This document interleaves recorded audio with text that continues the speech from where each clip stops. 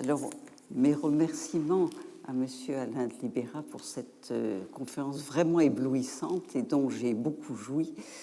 Et nous allons passer maintenant à des idées beaucoup plus terre-à-terre, puisqu'il s'agit des manuscrits d'Averroès. Et comme l'a dit Alain de Libera, le De Anima d'Aristote, enfin les idées d'Averroès sur le De Anima, n'étaient connues chez les latins que par la version latine de Michael Scott en 1231. Le texte du grand commentaire était donc apparu comme un écrit continu et rédigé d'un seul tenant. D'une façon générale, il était admis que la série des grands commentaires exprime la véritable pensée d'Averroès, et c'est sur ces textes que les chrétiens médiévaux, n'est-ce pas, ensuite ça a été différent, ont fondé leur portrait du philosophe. Cependant, plusieurs philosophes juifs citent en hébreu des passages du grand commentaire,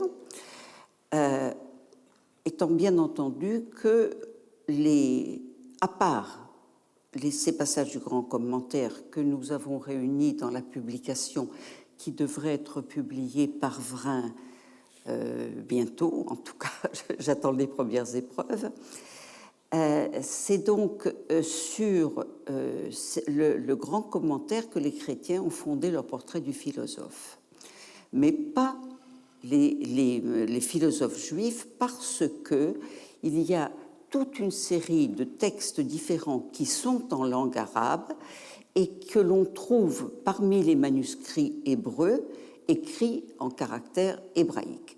Alors, s'il y a une chose que l'on ne doit pas faire, c'est appeler ces manuscrits judéo-arabiques, car le seul mot non arabe que l'on trouve dans ces manuscrits, c'est un mot araméen, kafvav, vchoulé, c'est-à-dire etc. Tout le reste est l'arabe d'Averroès. Les œuvres psychologiques d'Averroès remontent à des périodes très différentes, de la fin des années 50 jusqu'aux années 90. La pensée d'Averroès ayant évolué pendant ce temps, il a en outre souvent réécrit, ajouté ou retranché certains passages. Comme l'a dit Alain de Libera, le texte le plus ancien est sans doute le Compendium sur l'âme, qu'on appelle les petits commentaires ou épitomées. Et lorsqu'Averroès écrit cette œuvre, il ne connaît pas ou n'utilise pas le De Anima d'Aristote. Il y a deux manuscrits arabes, caractères arabes, l'un à Madrid et l'autre au Caire. En revanche, on recense 27 copies manuscrites en caractères hébreux qui vont du XIIIe siècle à 1527 et 11 copies supplémentaires qui sont accompagnées du commentaire de Gersonide qui a été rédigé en 1323. En outre, le chapitre sur la faculté rationnelle a été cité in extenso par Shimon ben Tzemar Durand, 1361-1444, dans son ouvrage apologétique, le Magen Avot. Dans cette épitomée, donc, tout suggère une dépendance exclusive envers les commentateurs anciens, c'est-à-dire, comme l'a dit Alain de Libera, Alexandre d'Aphrodis et Thémistius, et trahissant une méconnaissance du texte d'Aristote, en tout cas, semble-t-il. La dernière addition, seule, qui désavoue Avenplace et renvoie probablement au grand commentaire, est manifestement tardive. Il y a ensuite 2 épîtres sur l'intellect qui ont été conservés dans la traduction hébraïque faite avant 1230 par Samuel ibn Tibbon. Robinson, qui a écrit un article à ce propos, a recensé 17 copies de ces épîtres. Dans 3 manuscrits du commentaire à l'Ecclésiaste, elles apparaissent après l'introduction d'Ibn Tibbon. Dans 4 copies, elles sont à la fin du commentaire. Et dans 10 manuscrits, elles sont transmises indifféremment de celui-ci. Dans cet ensemble, l'épître 2 se laisse reconnaître comme une œuvre précoce. Averroès y invoque Aristote, mais le texte ne contient aucun écho direct du De Anima et tous ces arguments proviennent d'Alexandre ou de Thémistius. Quoique toujours le 3e après le grand commentaire, les épîtres sur l'intellect, nous avons ensuite l'épître sur la possibilité de la jonction.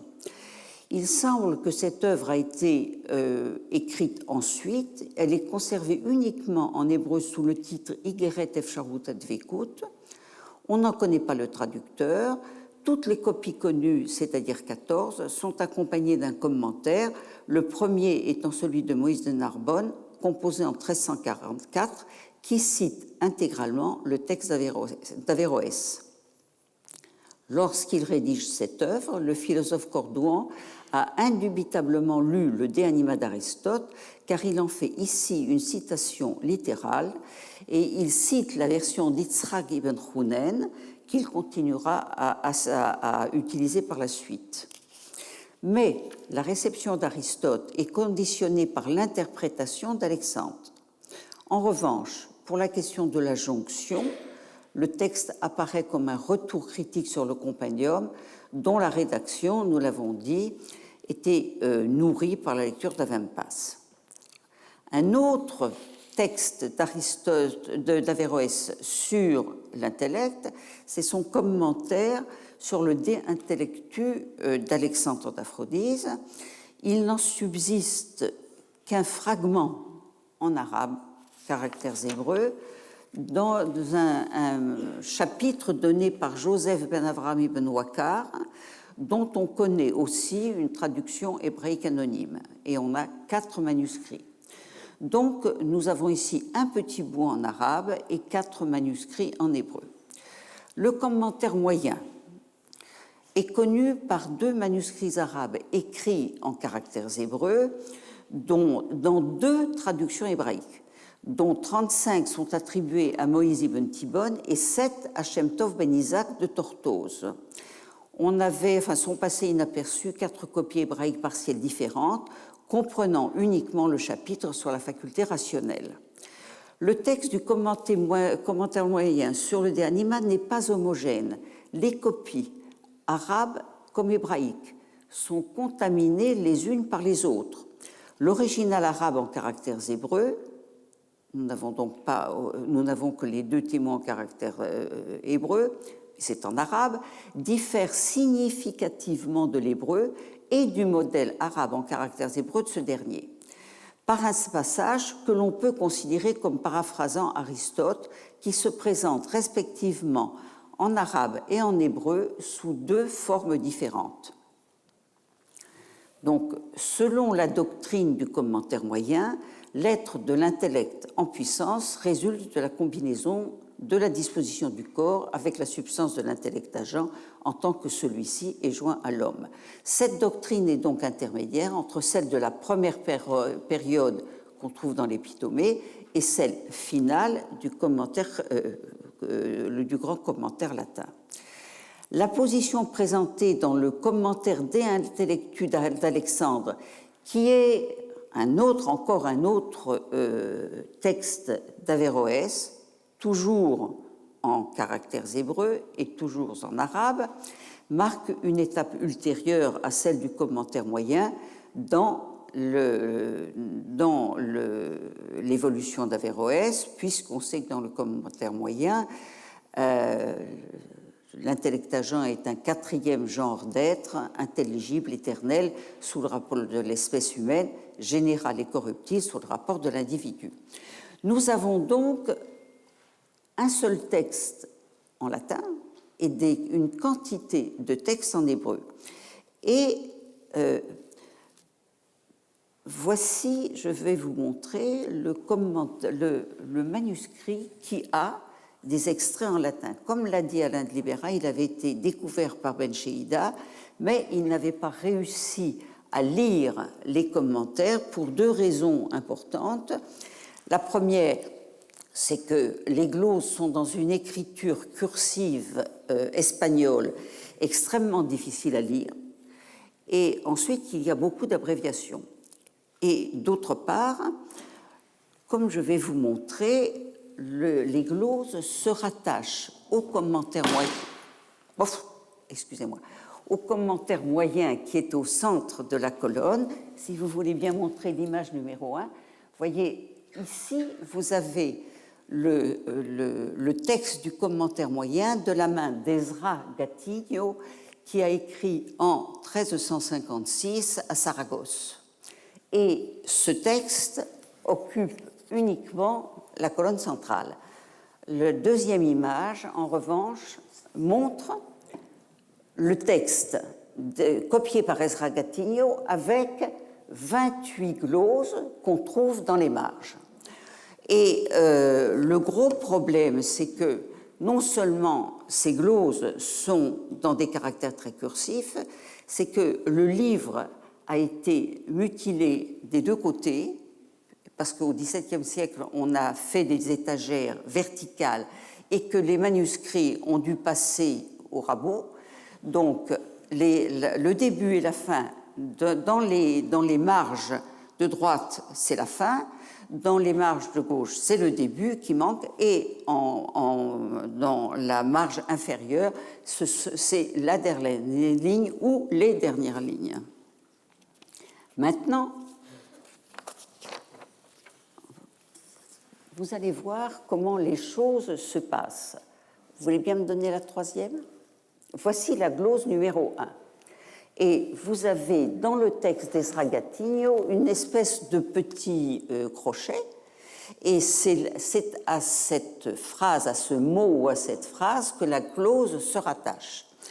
Vous voyez la glose numéro 1 qui est ici à droite. Or, ce qui est intéressant dans cette glose, c'est que vous avez 3 mains. Dans l'ensemble du manuscrit, si je ne me trompe pas, nous avons 14 mains. Et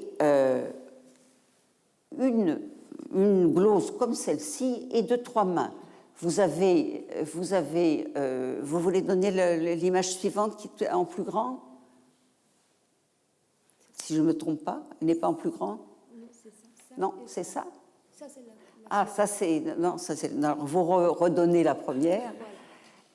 Il y a une main, et vous voyez, il y a la première main, a écrit jusqu'à la petite, ce qui est au milieu, c'est une variante qui a été inscrite, et les glossateurs ont toujours laissé les variantes et les corrections complètes, donc ils ont fait une espèce de petite plage, c'est une sorte d'île qui se trouve au milieu de la glose, vous voyez. Et d'autre part, il y a une troisième main, il y a une seconde main qui fait le deuxième paragraphe, et une troisième main qui donne la dernière ligne de la glose. Or, l'une des choses intéressantes dans ce manuscrit, car c'est le seul que nous connaissions et qui soit de ce genre, c'est qu'il y a un très grand nombre de glossateurs, 14 si je ne me trompe pas, et qu'aucun autre manuscrit ne porte des mains, autant de mains de lecteurs, ou enfin de glossateurs, parce que, comme vous le savez, on ne connaît le lecteur d'un manuscrit que lorsqu'il a écrit. Il est totalement impossible de savoir si un manuscrit a été lu par une personne, par 2 personnes ou par 3 personnes, si ces personnes n'ont pas laissé de traces écrites. Il n'y a pas moyen de le savoir, n'est-ce pas? Or, nous n'avons aucun autre manuscrit qui ait un aussi grand nombre de marques écrites par, non pas des lecteurs, car il est peu probable que ce soit des lecteurs qui aient rajouté quelque chose au commentaire moyen, c'était évidemment des élèves à qui un maître a dicté ces gloses. Or, outre le fait que l'on ne connaissait pas cette copie, ces gloses qui sont très souvent, comme on va le voir, parallèles au latin de Michael Scott, on n'a jamais enseigné la philosophie dans les écoles juives. En tout cas, on pensait qu'on ne l'avait jamais enseignée. Et ça a été une découverte fort intéressante, car en réalité, au XIVe siècle, il y a eu ce qu'on appelait des yeshivot chochmot chitzoniot, c'est-à-dire des yeshivot de sciences extérieures. Le mot sciences extérieures est pris de l'arabe, qui a été pris au byzantin, n'est-ce pas? C'est-à-dire des sciences qui ne sont pas celles de la religion. On ne savait pas qu'il y avait eu des écoles où on apprenait la philosophie dans les manuscrits arabes ou hébreux, et c'est grâce à ce manuscrit que nous le savons. En fait, il y a dans un manuscrit d'un rabbin espagnol du XVe siècle qui est mort à Damas, il y a un certain nombre de passages où il vaut aux gémonies les yeshivot rochmot ritzoniot. Ça, c'est le diable. Il faut aller dans les yeshivot talmudiyot, car yeshivot est un terme qui, depuis le 8e siècle, désigne l'enseignement du Talmud par les rabbins. Yeshivot, parce que les rabbins étaient assis, c'était un tribunal, et talmudiyot, parce qu'on enseignait la loi orale, et non pas par écrit comme la Bible, mais en parlant, n'est-ce pas? C'était une connaissance orale. Il y a un très bon livre d'une Américaine qui explique comment il y a eu la talmudisation du judaïsme. Ça n'était pas le cas, n'est-ce pas? En réalité, le Talmud est resté oral jusqu'au IXe siècle. Au IXe siècle, 8e, 9e siècle, on l'a mis par écrit. Et le premier qui est écrit sur ce droit oral, c'est Maïmonide. Les Karaïtes n'acceptaient pas le Talmud et, donc, eux n'ont rien écrit.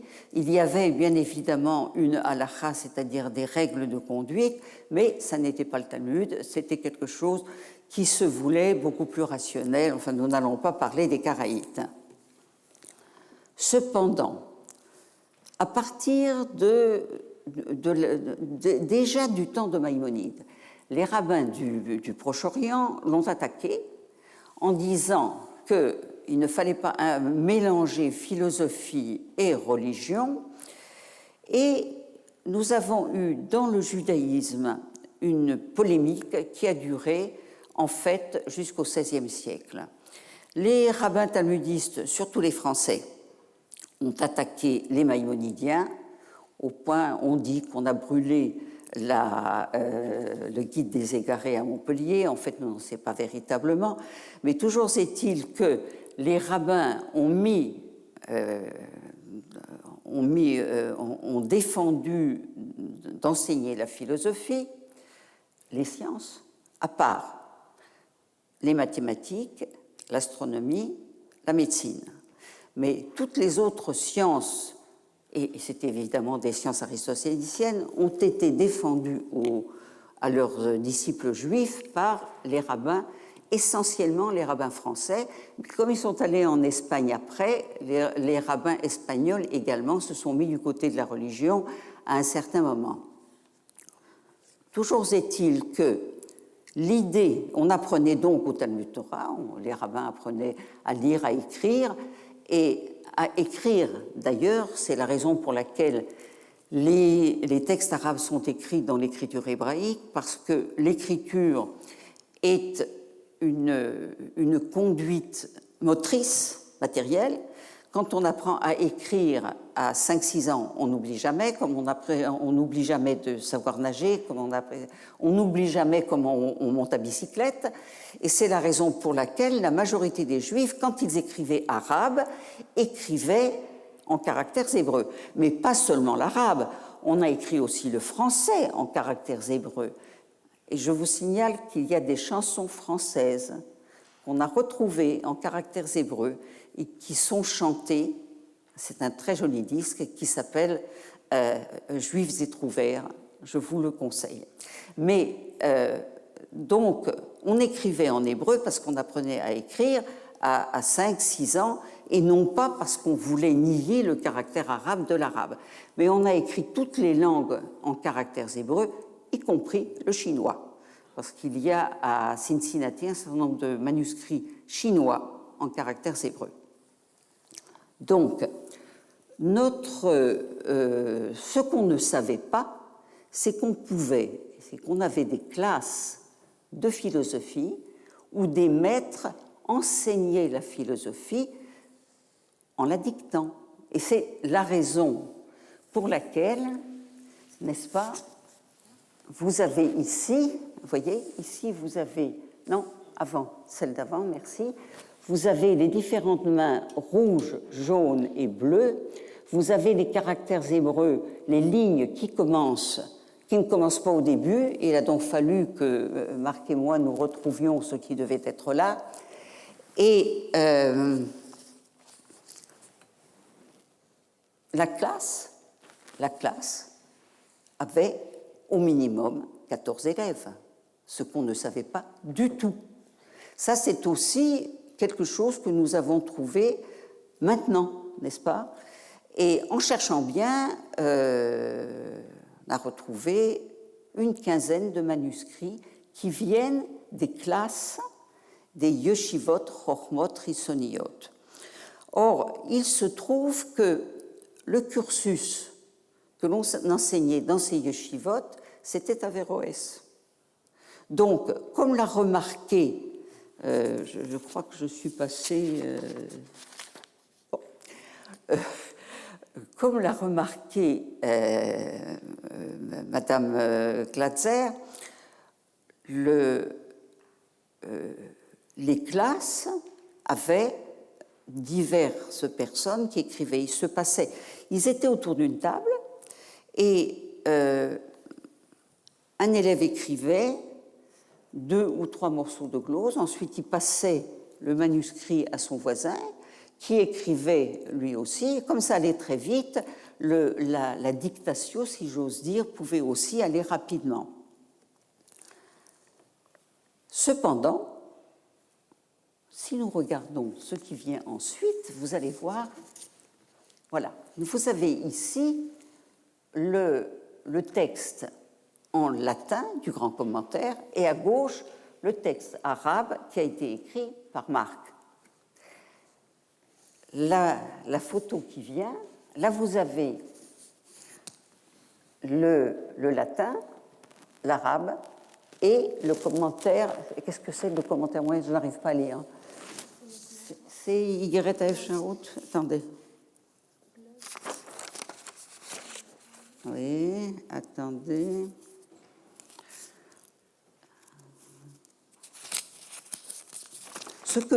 Ce que nous avons trouvé, c'est donc une partie, excusez-moi, mais je vois très mal. Attendez, j'ai oublié. Ah oui, c'est ça, c'est le commentaire moyen. Donc, vous avez le commentaire, l'arabe, le commentaire moyen, les gloses, le grand commentaire, et tout cela était dicté par le maître, n'est-ce pas? Mais alors on se pose la question, d'où prenait-il tout ça?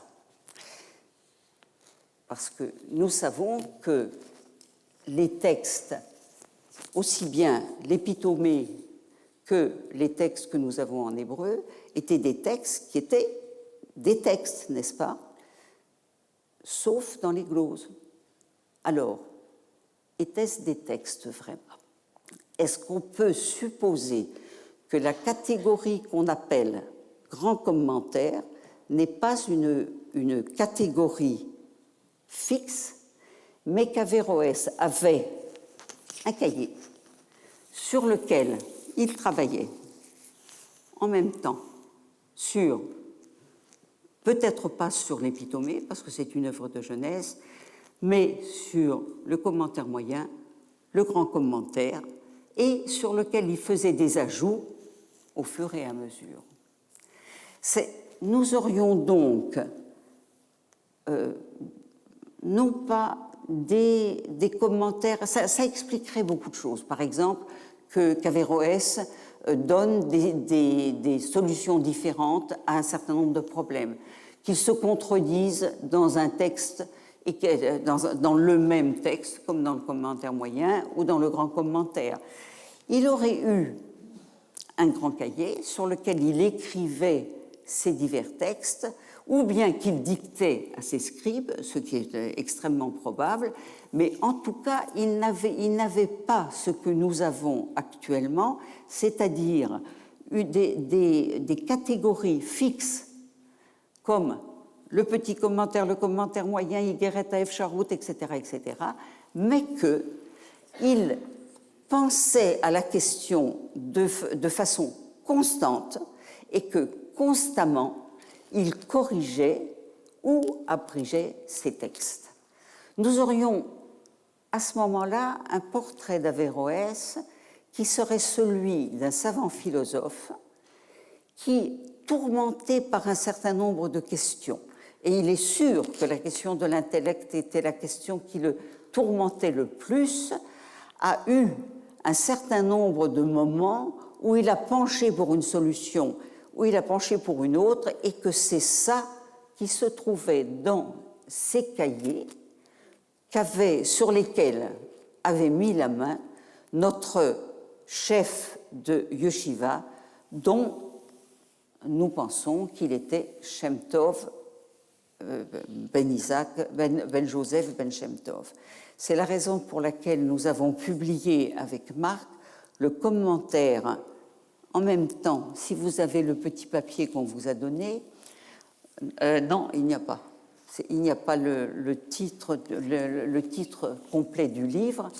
Il y a dans ce livre, en appendice 3, il y a le commentaire de Shem Tov du XVe siècle et un certain nombre de passages qui seraient, d'après Marc, des passages du grand commentaire en hébreu que nous n'avons pas gardé tel quel.